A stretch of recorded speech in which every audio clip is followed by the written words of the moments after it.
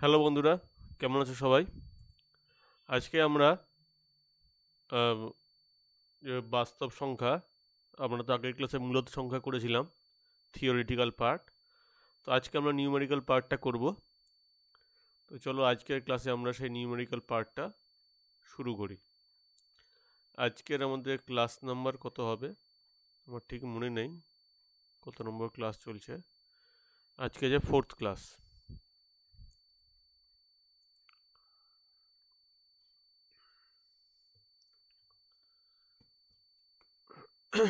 এক মিনিট।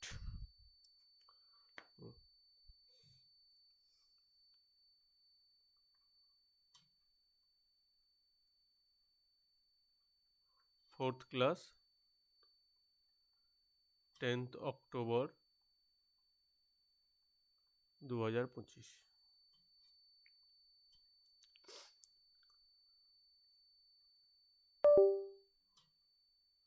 আজকে যে প্রথম অঙ্ক, সেটা হচ্ছে যে দুটো সংখ্যার মধ্যে আমরা একটা করে মূলদ সংখ্যা বার করব।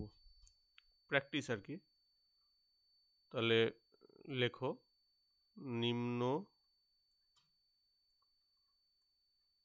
লিখিত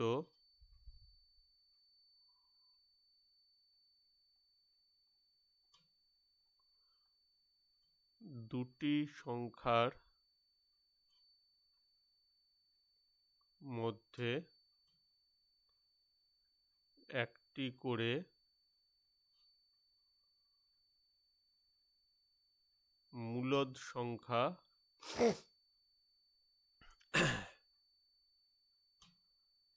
বার করো। প্রথম যে সংখ্যা দেওয়া আছে 4 ও 5, দ্বিতীয় সংখ্যা দেওয়া আছে -1 ও 1/2,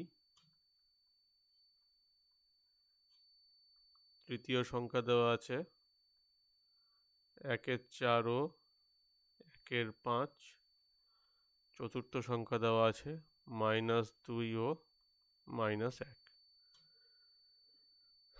কী করে বার করতে হয় আমরা সবাই কালকেই শিখেছি, মানে গতকালই শিখেছি।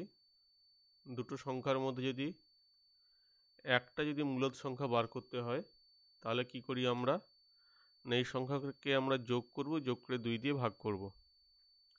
অর্থাৎ 5 + 4/2, অর্থাৎ 9/2 হচ্ছে একটা মূলদ সংখ্যা। নেক্সট 2 নম্বর, -1 ও 1/2, এটার মধ্যে আমরা মূলদ সংখ্যা বার করতে চাইছি। তো কি হবে, -1 + 1/2/2 সমান -1/2/2 সমান -1/4।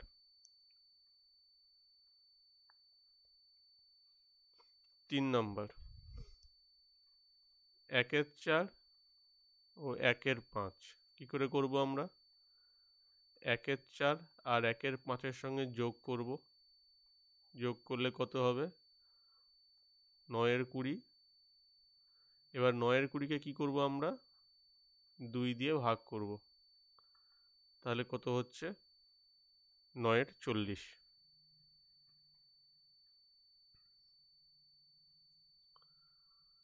নেক্সট -2 ও -1, -2 -1, এটাকে আমরা কি করব, -2 আর -1 যোগ করলে কত হয়, -3/2। এটাই হচ্ছে আমার মূলদ সংখ্যা।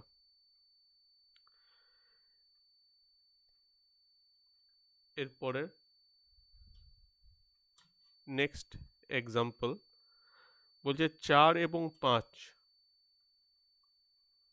4 ও 5-এর মধ্যে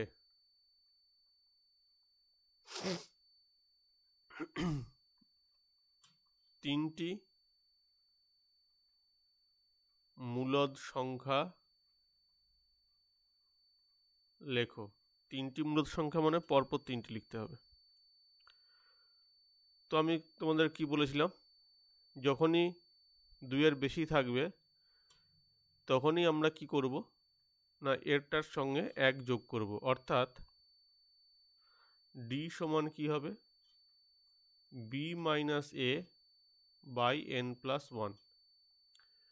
তো এখানে আমাদের বি মাইনাস এ কত হবে 5 মাইনাস 4 আর এন প্লাস 1 3 প্লাস 1, তাহলে হবে কি 1-এর 4।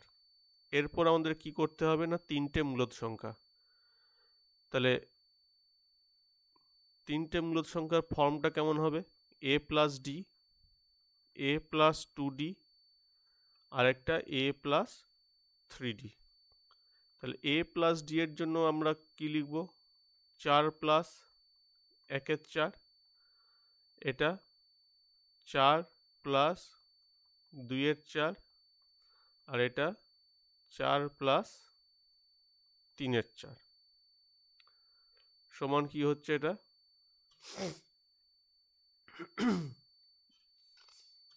এটা সমান হচ্ছে 17-9, এটা সমান 18-9, এটা সমান 17-4 18-4 আর 19-4, ঠিক আছে।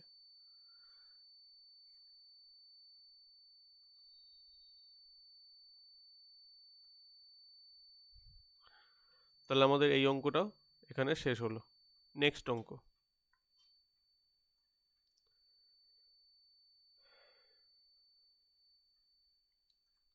একের 5 ও 1-এর 4-এর মধ্যে দুটি মূলদ সংখ্যা লেখো। মূলদ সংখ্যা লেখো এরকম যদি থাকে সবসময় বুঝে নেবে যে পরপর দুটি মূলদ সংখ্যার কথা বলা হয়েছে। তো আমরা সেটা কি করে বার করব, একই ব্যাপার, আমরা কি করব এর সঙ্গে n+1 করব, মানে আগের মতোই ডি সমান B minus A by n+1।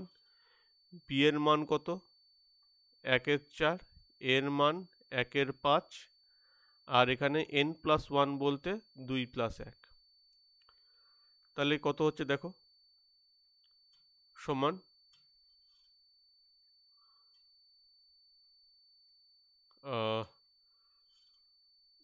20 আর এখানে 1-এর 20 আর 3 মানে 1-এর 60 বেরিয়ে গেল। এরপর আমাদের কি বলেছে না দুটো মূলদ সংখ্যা বার করতে বলেছে। তাহলে দুটো মূলদ সংখ্যা আমরা কি করে করব, প্রথমে এ প্লাস ডি আর এ প্লাস 2ডি, ঠিক আছে। তাহলে এ প্লাস ডি সমান কত সেটা আমরা দেখি। এ কত ছিল 1-এর 5, তাহলে 1-এর 5 প্লাস 1-এর 60 বোধহয় সম্ভবত, হ্যাঁ 1-এর 60 আর এখানে কত আছে 1-এর 5 প্লাস 2 ইন্টু 1-এর 60, তাহলে এখানে কত হচ্ছে 60, 5 বারং 60 প্লাস 1 আর এখানে এটা কেটে তো 30 হচ্ছে, তাহলে এখানে কত হবে 30, 5 6 30 আর এখানে 1, অর্থাৎ কি হবে না এটার সমান কি দাঁড়াচ্ছে 13/60 আর এটার সমান কত দাঁড়াচ্ছে 7/30। তাহলে এর সঙ্গে সঙ্গে আমাদের কোশ্চেন নাম্বার 3 কমপ্লিট হলো। এরপর আসছি কোশ্চেন নাম্বার 4। কি বলছে দেখো,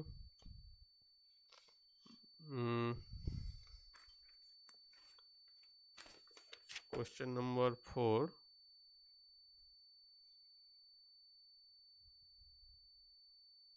একটা ভালো অঙ্ক দেখি দাঁড়াও, একই অঙ্ক তো বারবার করে লাভ নেই না,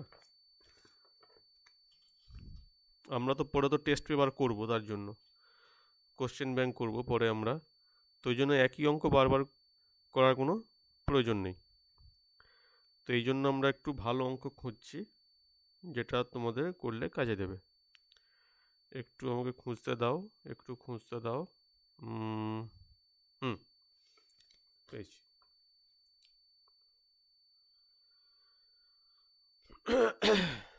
দেখো,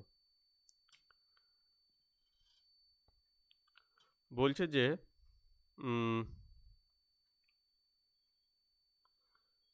দুটি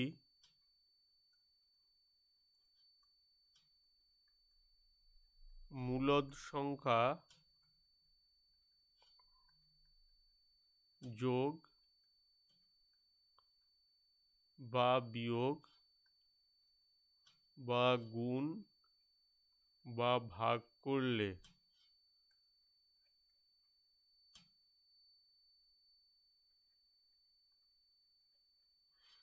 কি সংখ্যা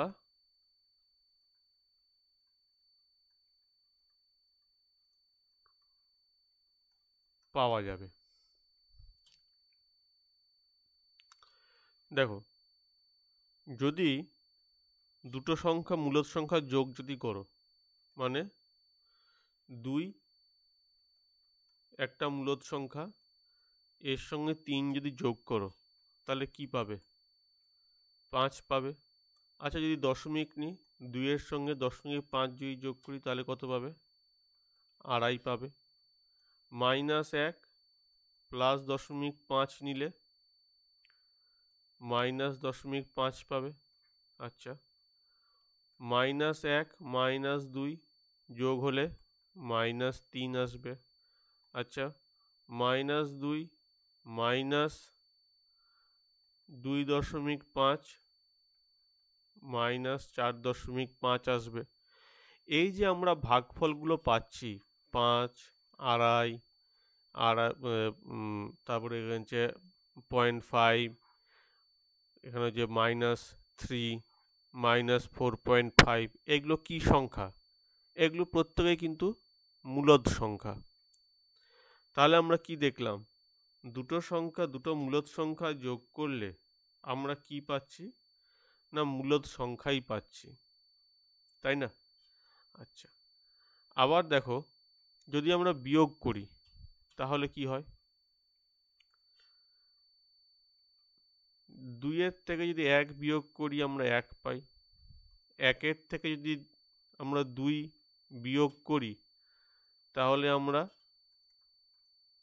1 পাই। আবার 1 এর আবার ধরো এরকম লেখো, 2.5 থেকে যদি 1 বিয়োগ করি তাহলে 1.5 পাই। তাহলে এই যে আমি লিখলাম 1, 1, 1.5, এগুলো কি সংখ্যা? এগুলো প্রত্যেকেই এক একটা কিন্তু মূলদ সংখ্যা। তাহলে আমরা এখান থেকে কি বুঝতে পারলাম? দুটি সংখ্যার মধ্যে যদি আমরা বিয়োগ যদি করি তাহলে যে বিয়োগ ফলটা পাচ্ছি, মানে দুটো মূলদ সংখ্যা থেকে আমরা বিয়োগ যদি করি তাহলে যে আমরা বিয়োগ ফলটা পাচ্ছি সেই বিয়োগ ফলটাও কিন্তু একটা মূলদ সংখ্যা। চলো গুণ দেখি এবার। 2 এর সঙ্গে আমরা 3 গুণ করছি, 6 পাচ্ছি। 2 এর সঙ্গে আমরা -2 গুণ করছি, -4 পাচ্ছি। আচ্ছা, 1 এর সঙ্গে 0.5 গুণ করছি, 0.5 পাচ্ছি। -2 ইন্টু -2 গুণ করছি, 4 পাচ্ছি। তাহলে এই যে আমরা এখানে লিখলাম 6, -4, 0.5, 4, এগুলো সব কি সংখ্যা? এক একটা মূলদ সংখ্যা। তাহলে আমরা এখান থেকে কি জানতে পারলাম? 2 বা তার বেশি মূলদ সংখ্যার গুণ যদি করা হয় তাহলে যে আমরা গুণফলটা পাবো সেই গুণফলটাও কি হবে? না, একটা মূলদ সংখ্যা। চলো এবার ভাগ করি। দেখো, 4কে যদি আমরা 2 দিয়ে ভাগ করি তাহলে আমরা কি পাই? 2 পাই। আবার 5কে যদি 2 দিয়ে ভাগ করি তাহলে আমরা 2.5 পাই, তাই না? আবার যদি এরকম যদি হতো, -5কে যদি আমরা 2 দিয়ে ভাগ করতাম তাহলে আমরা 2.5 পেতাম। ঠিক বলছি তো? আচ্ছা, যদি আমরা শূন্যকে, আগের ক্লাসে হয়েছে কিন্তু এটা ডিটেলে আলোচনা হয়েছে, শূন্যকে যদি আমরা 2 দিয়ে ভাগ করি তাহলে আমরা কি পাবো? রেজাল্ট 0 পাবো। আবার 2কে যদি 0 দিয়ে ভাগ করি তাহলে কি হবে? অসংজ্ঞাত। 0কে 0 দিয়ে ভাগ করলেও কি হবে? অসংজ্ঞাত। তাহলে এই যে অসংজ্ঞাত ব্যাপারটা আসছে, যেটা আমরা কিছুই জানি না, এটা মূলদ না অমূলদ না ন্যাচারাল নাম্বার না ইন্টিজার না হোল নাম্বার, আমরা কিছু কি জানি? কিছুই আমরা জানি না। তাহলে এটাকে আমরা ধরবো না। কিন্তু বাকি দেখো 2, 2.5, 2.5, 0, এগুলো সব কি সংখ্যা? এগুলো কিন্তু সবই হচ্ছে মূলদ সংখ্যা। দেখো ছোটবেলাতে তোমরা ভাজ্য ভাজক শিখেছিলে। কি ছিল এখানে? এখানে ছিল ভাজ্য, এটা হচ্ছে ভাজক, এটা হচ্ছে ভাগফল, আর এটা হচ্ছে ভাগশেষ। তো আমরা কি বলতাম? ভাজ্য সমান কি বলতাম? ভাজক গুণিত ভাগফল প্লাস ভাগশেষ। তাহলে একটা জিনিস খেয়াল করে দেখো, যখন ভাজ্য 0, ভাজক 2, তখন ভাগফল কত? 0। কিন্তু যখন ভাজ্য 2 এবং ভাগফল 0, তখন ভাজ্য 2 ভাজক 0, তখন ভাগফল কি? অসংজ্ঞাত। আবার যখন ভাজ্য 0 ভাজক 0, তখন ভাগফল কি? অসংজ্ঞাত। তাহলে আমরা এখান থেকে কি বুঝতে পারছি? পারছি এইটাই যে ভাজক কিন্তু কখনো 0 হবে না।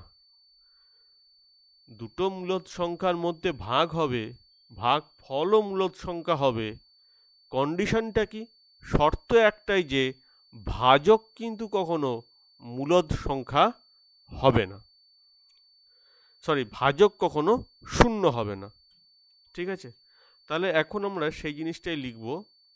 চলো লিখে দিই, এবং পরীক্ষাতে আসলে এইভাবেই কিন্তু লিখবে, অন্য কোনোভাবে লিখবে না।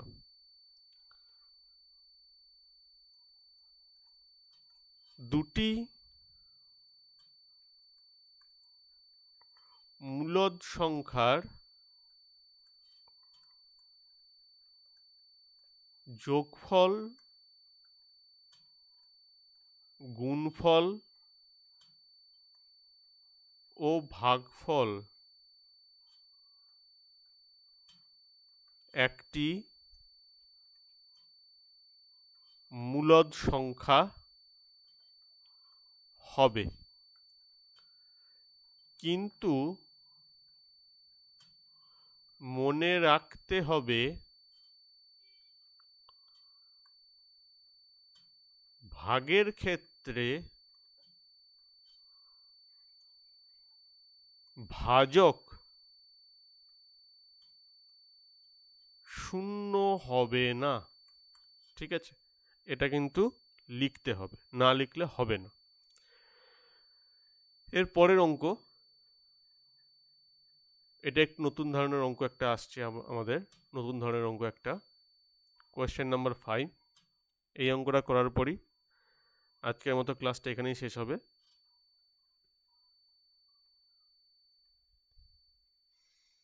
দেখো,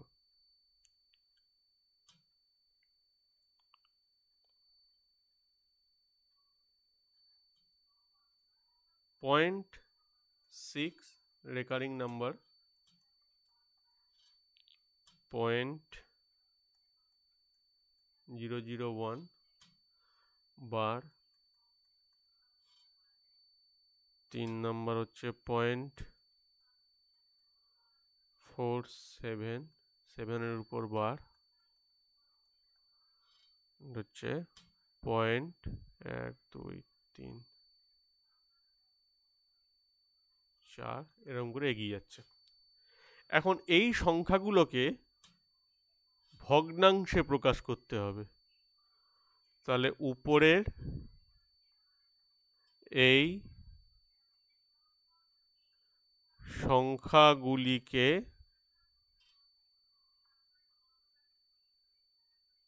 ভগ্নাংশে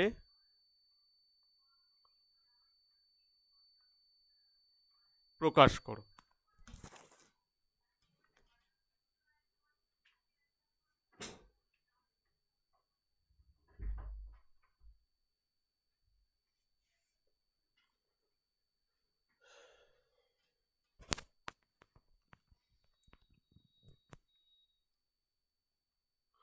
এক নম্বর 0.6 বার।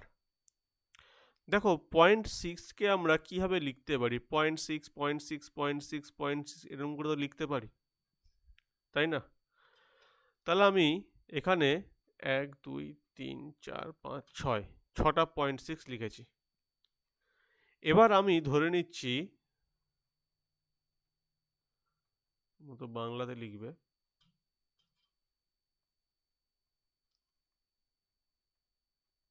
ধরি x সমান 5, 6 এরকম করে 0.6, 0.6, 0.6 করে ছটা 0.6 করে এগিয়ে যাচ্ছে। x এর মান ধরেছি। আচ্ছা, যদি আমরা এই xটাকে 10 দিয়ে যদি গুণ করি, অর্থাৎ যদি আমি বলি আচ্ছা x সমান 0.6, 0.6, 0.6 করে ছটা 0.6, আমাকে তোমরা বলতে পারবে তাহলে 10x সমান কত? হ্যাঁ, না বলার কি আছে? 10x সমান 6.1, 2, 3, 4, 5, 5টা লিখবো না 6টা লিখবো? আমি যদি আরেকটা এখানে কটা লিখছি দেখো, 1, 2, 3, 4, 5, 5টা 6 লিখেছি তো। কিন্তু যদি আমি 6টা 6ও লিখি তাহলেও কোনো অসুবিধা আছে? কোনো অসুবিধা নেই। কেন? তার কারণ এ তো 6, 6, 6, 6, 6, 6, 6 করে এগিয়ে যাচ্ছে, অসীম পর্যন্ত এগিয়ে যাচ্ছে। সুতরাং যদি এখানে 5টা 6-এর বদলে আমি যদি এখানে 6টা 6 লিখি আবার, তাহলেও কিন্তু কোনো অসুবিধা নেই। ঠিক আছে? তাহলে আমরা কি বললাম? না, ধরি x সমান 6টা 6, তাহলে 10x সমান 6.6টা 6। এবার আমি কি করতে চাইছি? না, এই যে x সমান 1, 2, 3, 4, 5, 6, এই যে 6টা 6 যে লিখেছি, এখন এই দুটো আমরা বিয়োগ করব। তাহলে 9x সমান কি আসছে? 6। 9x সমান কি আসছে? আমার এখানে 6 আসছে। তাহলে x সমান কত? 6/9।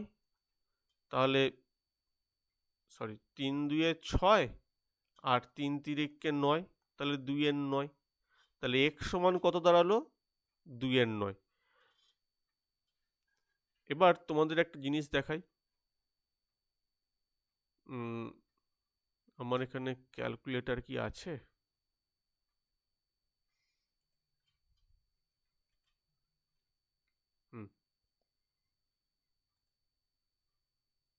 দেখো 2/9, 2/9 তো না, 2/3, তাই ভাবি এলো না কেন? 2/3 সমান কত আসছে দেখো? 0.6, 0.6, 0.6 করে এগিয়ে যাচ্ছে। এবার এখানে 7 কেন আসছে? 7 কিছুই না, এটা মানে যে তোমরা জানো যে যদি আমরা চাইলে, যদি 5-এর যদি বেশি সংখ্যা যদি থাকে, তাহলে আমরা আগের ডিজিটকে 1 বাড়িয়ে আমরা অ্যাপ্রক্স ধরে নিতে পারি। এটা অ্যাপ্রক্সের নাম্বারটা আসছে বলে এরকম হচ্ছে, মানে 7 লেখা আছে। নাহলে এখানে যদি এর ক্যাপাসিটি যদি আরও বড় হতো তাহলে কিন্তু 6 কিন্তু আসতো। ঠিক আছে? তোমার যদি এমনি ক্যালকুলেটর থাকে, নর্মাল ক্যালকুলেটর যদি ঘরে থাকে, তো তোমরা সেখানেও কিন্তু চাইলে দেখে নিতে পারো। তো যাই হোক, এরপরে আসছি আমরা নেক্সট অঙ্কে। কি আছে, 0.001। তো আসো দেখি আমরা 2 নাম্বার 0.001, এদের 3টের উপর বার।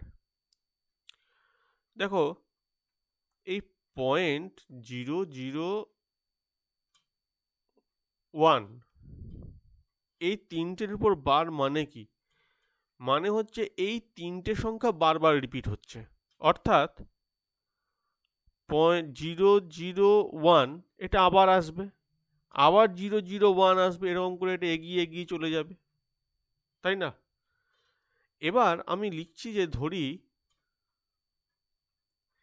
x সমান 0.0010001, ঠিক আছে?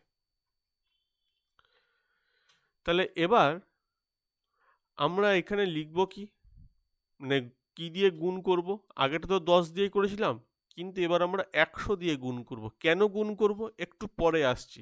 আপাতত 1000 দিয়ে গুণ করব। কেন 1000 দিয়ে গুণ করছি একটু পরে আসছি, আপাতত একটু ধৈর্য ধরো। ধৈর্য ধরে অঙ্কটা দেখো যে তোমরা বুঝতে পারছো কিনা। কখন 100 ধরবো, কখন 1000 ধরবো, কখন 10 ধরবো, সব আমি বলে দেবো। সব একটা রুলস আমি তোমাদের লিখিয়ে দেবো, কোনো চিন্তা নেই। তাহলে দেখো, যদি আমরা এখানে বলি যে 1000x সমান কত, 1.001 করে এগিয়ে যাচ্ছে, কোনো অসুবিধা আছে কি? কোনো অসুবিধা নেই। তাহলে x সমান আমরা কত লিখেছি? x সমান আমরা লিখেছি 0.001 এটা 0.001 এরকম করে এগিয়ে যাচ্ছে। তাহলে এবার আমরা বিয়োগ যদি দিই, বিয়োগ দিলে আমরা কি পাবো বলো? বলো না, বিয়োগ দিলে কি পাবো? 999 x সমান 1। তাহলে x সমান কত? 1/999। তো আমরা তাহলে কি অ্যান্সার পেলাম? 0.001 বার সমান 1/999। এটাই হচ্ছে অ্যান্সার। নেক্সট,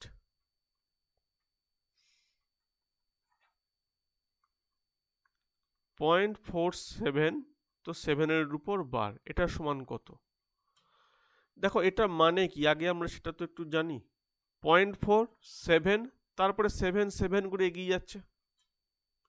ঠিক বলছি না ভুল বলছি? 7 7 করে এগিয়ে যাচ্ছে তো। এবার আমরা কি লিখছি? x সমান 0.4777। এতগুলো 7 লেখা তো দরকার নেই, আমরা চাইলে 2টো 7 লিখলেই আমাদের কাজ হয়ে যাবে। এতগুলো 7 লিখে আমি করবোটাই বাকি।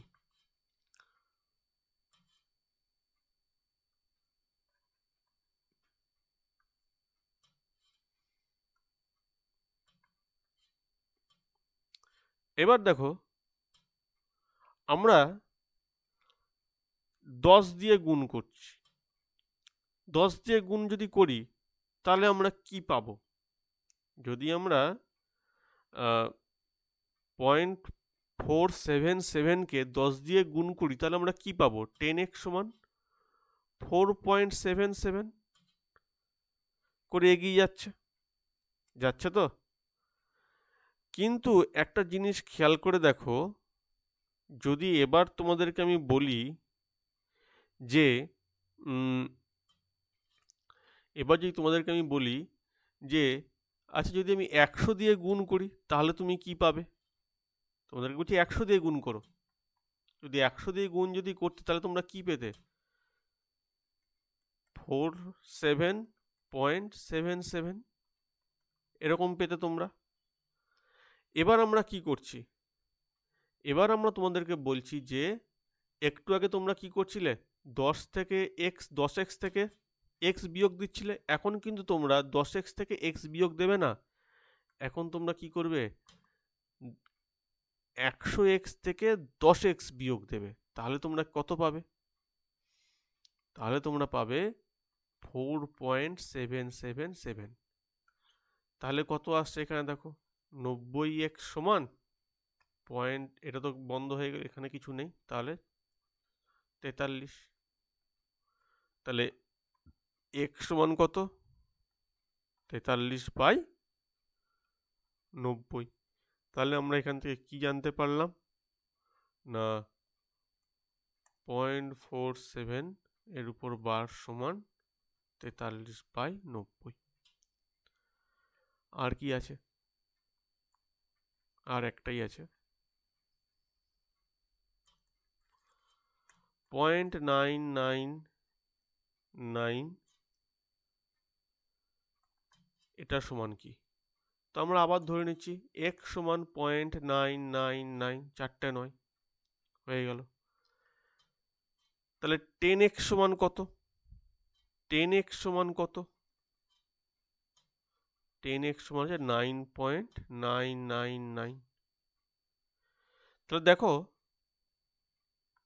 এরকম করে এগিয়ে যাচ্ছে, এটাও এগিয়ে যাচ্ছে। এখানে কটা নয় আছে? একটা, দুটো, তিনটে, চারটে নয় আছে। তা আমি এখানে আরেকটা নয় বাড়িয়ে দিলাম, ক্ষতি তো কিছু নেই।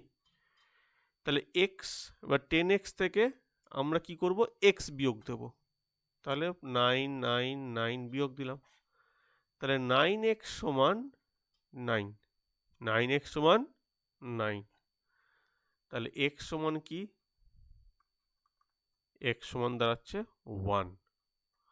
দেখো 0.99999 এরকম করে এগোতে যদি থাকে তাহলে তাহলে এটাকে আমরা একের কাছাকাছি বলতে পারি। এক তো নয়, কিন্তু একের কাছাকাছি। আরও যত এগোবে তত একের দিকে যাবে, যত এগোবে তত একের দিকে যাবে। এক পারফেক্ট নয়, কিন্তু একের আমরা কাছাকাছি এগোতে পারি। তো এই ছিল আজকের অঙ্ক। এবার প্রশ্ন হচ্ছে যে স্যার কখন আমরা 10 ধরবো, কখন 100 ধরবো, এটা আমরা বা কখন 1000 ধরবো, এটা আমাদের বুঝতে একটু অসুবিধা হচ্ছে। এটা একটু বুঝিয়ে দিন। হ্যাঁ, এটা একটু বোঝার আছে। কি আসো একটু দেখে নিই আমরা। দেখো, যখন আমি তোমাদেরকে বলেছিলাম 0.6 বার, এটার ভগ্নাংশে মান কত, তখন আমি কি করেছিলাম? 0.666 এরকম করে লিখে নিয়েছিলাম। এখন দেখো আমি কি চাইছি? আমি চাইছি যে সবচেয়ে সহজ উপায়ে কি করে দশমিকের পরে যে ছয়গুলোকে আছে সেগুলোকে এলিমিনেট করা যায়। বোঝা গেছে? তাহলে আমি যখন তোমাদেরকে বললাম যে দেখো x সমান 0.66, আর নিলাম না, দুটো 6ই নিলাম, ঠিক আছে? তারপরে আমি এখানে অনন্ত মানে অনন্ত 6 আছে সেটা ধরে নিচ্ছি। তাহলে এবার যদি আমি বলি যে আচ্ছা 10x সমান 10x সমান 6.6, তারপরে এগিয়ে চললো।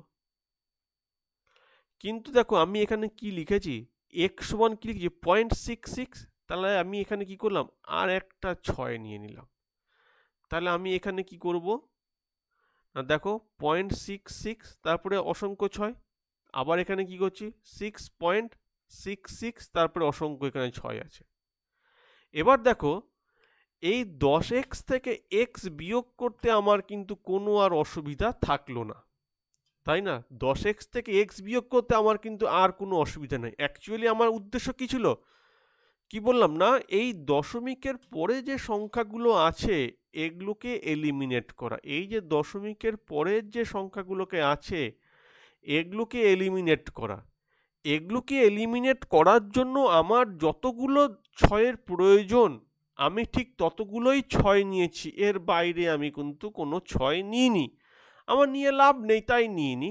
তুমি চাইলে এখানে 1000ও করতে পারতে। 1000 করলে কত হতো? এখানে তোমার 3টে, তোমার 6 তোমাকে এইখানে নিয়ে আসতে হতো। অ্যান্সার একই আসতো, কিন্তু তোমাকে নিয়ে আসতে হতো। তাহলে ফালতু ফালতু তোমার টাইম লস হতো। টাইম লস তুমি পরীক্ষার সময় কেন করবে? তুমি চাইলে নিজের কিন্তু করে দেখতে পারো, একই আসবে অ্যান্সার।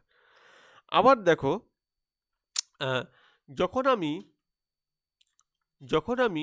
0.47 এর উপর বার দিয়ে যখন এটার যখন আমি ভগ্নাংশ মান যখন বার করতে চাইছি, তখন দেখো আমাকে একটু অন্য পন্থা অবলম্বন করতে হচ্ছে, কারণ 0.47 এর উপর বার, এটার মানে 0.4 এরপর অনেকগুলো 7, তাই না?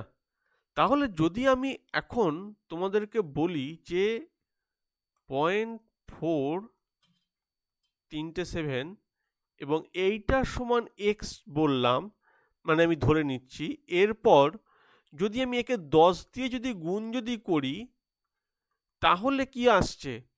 তাহলে দেখো 4.77 আসছে, 4.77 করে আসছে। এবার যদি তোমাকে আমি বলি যে আচ্ছা এবার এক্সটা বিয়োগ দাও, বিয়োগ দিয়ে করো, তাহলে দেখো আর কি তুমি পারছো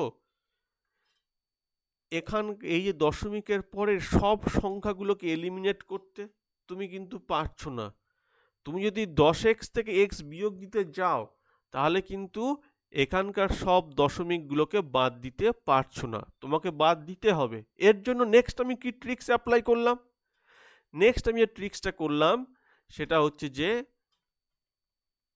100 দিয়ে গুণ দিলাম। 100 দিয়ে গুণ দেওয়ার ফল কি হলো? 47.77 এলো। ব্যাস, কাজ তো শেষ।